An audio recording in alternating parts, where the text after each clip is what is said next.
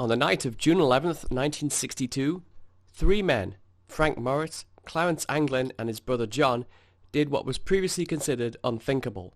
They escaped from the Alcatraz Federal Penitentiary, and were never seen again. Or were they? Alcatraz is a small island located in the San Francisco Bay, 1¼ miles, 2 kilometers, from San Francisco. The island got its name from the old Spanish word for pelican, the island having first been charted in 1775 during the Spanish rule of California. Alcatraz Island was sold by the Mexican governor in 1846 with the intention of building a lighthouse. In 1858, a military fort was built on the island. Due to the isolation caused by the cold, strong currents of the bay, the fort was used to house soldiers convicted of crimes. In 1909, construction began on the main cell block, which remains the island's dominant feature. In 1933, the facility was acquired by the Department of Justice, and a year later, designated as a federal prison. Alcatraz was designed to hold prisoners who were habitual troublemakers at other prisons. Most of the prisoners were notorious bank robbers and murderers. The staff were highly trained in security, but not rehabilitation. Famous inmates over the years included Al Capone, Robert Stroud, the Birdman of Alcatraz, and Machine Gun Kelly. During the prison's 29 years of operation, the penitentiary claimed that no prisoner had successfully escaped. A total of 36 prisoners made 14 escape attempts, with methods ranging from climbing the fence and getting shot, to jumping into the cold bay and making a swim for it. Unfortunately for the escapees, they either quickly surrendered or the strong currents carried them out to the ocean and they were never found. John Giles had probably the most ingenious method to date. He assembled a military uniform out of pieces stolen from the laundry, and boarded a ferry bound for the mainland. However, on this day, the ferry went to nearby Angel Island instead, and he was apprehended. In 1962, prisoner John Paul Scott successfully swam to shore, but was so weary that police later found him in hypothermic shock and took him back. Both Morris and the Anglin brothers had served time for bank robbery. Morris was transferred to Alcatraz a year after escaping from the Louisiana State Penitentiary. He was soon joined by the Anglins after their repeated attempts to escape from Atlanta proved fruitless. A fourth conspirator, Allen West, transferred to Alcatraz in 1957 after also attempting to escape from the Atlanta prison. The four inmates knew each other from previous incarcerations. They began plotting an escape in 1961 under the leadership of Morris, who had an IQ of 200. Over the next 6 months, they painstakingly widened the ventilation ducts beneath their sinks using discarded saw blades found on the prison ground, discarded spoons in the mess hall, and an electric drill improvised from the motor of a vacuum cleaner.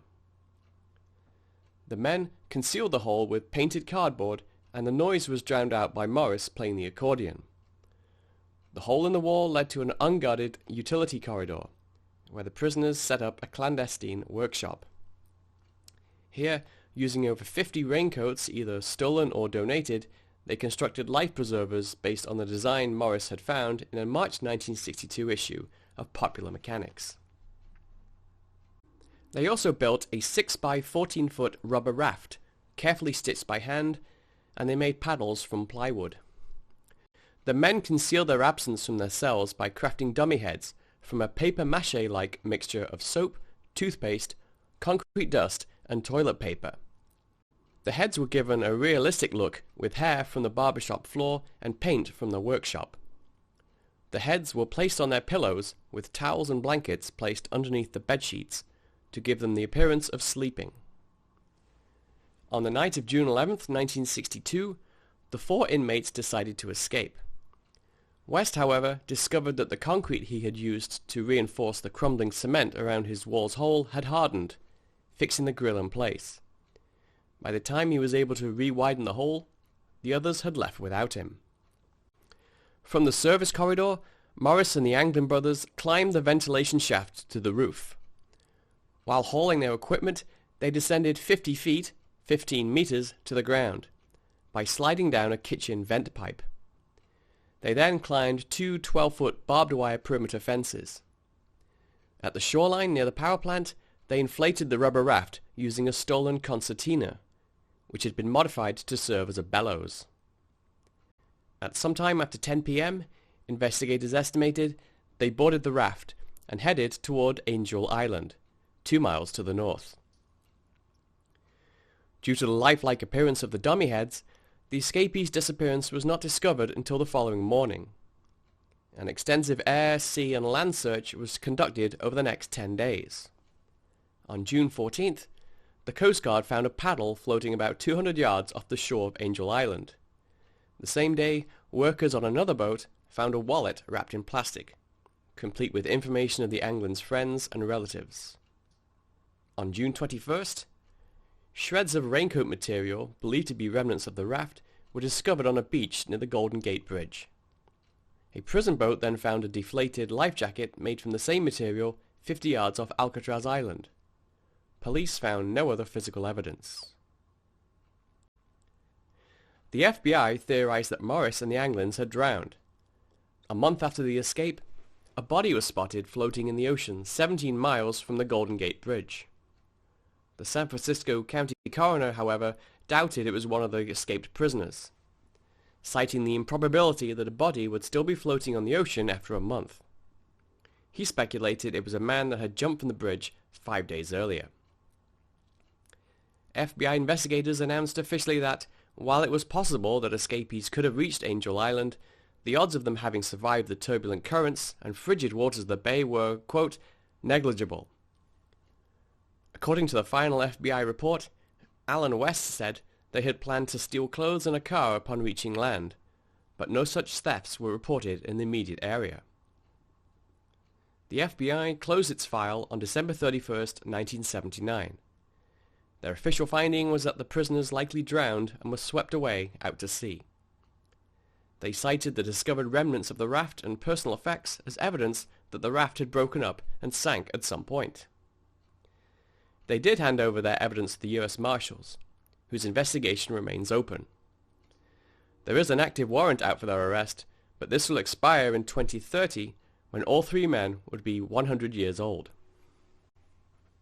In January 1965, the FBI investigated a rumor that Clarence Anglin was living in Brazil.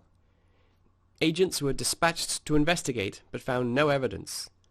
Another man called the Bureau in 1967 saying he had bumped into Frank Morris in Maryland. He described him as having, quote, a small beard and mustache, but refused to give further details. Family members of the Anglin brothers received postcards and messages over the years. Clarence and John's mother received flowers anonymously every Mother's Day until her death in 1973. Two tall, unusual women in heavy makeup were reported to have attended her funeral. Another Anglin brother, Robert, stated in 1989 that after his father died, two bearded strangers appeared at the funeral home. According to him, quote, they stood in front of the casket looking at the body a few minutes. They wept, then they walked out. In 2018, the FBI confirmed the existence of a letter allegedly written by John Anglin and sent to the San Francisco Police Department in 2013. The writer stated that Frank Morris died in 2008 and Clarence in 2011. His purpose for writing the letter, he said, was to negotiate his surrender in order to receive treatment for cancer.